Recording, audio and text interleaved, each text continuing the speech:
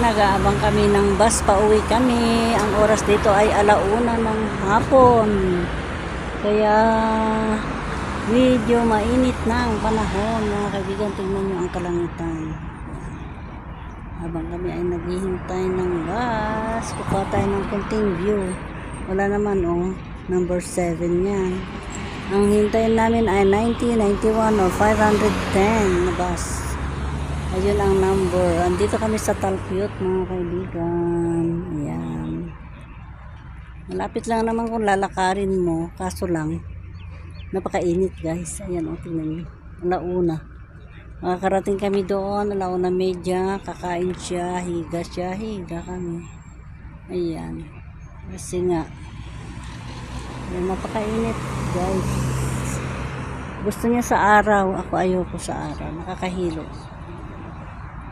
So, dito kami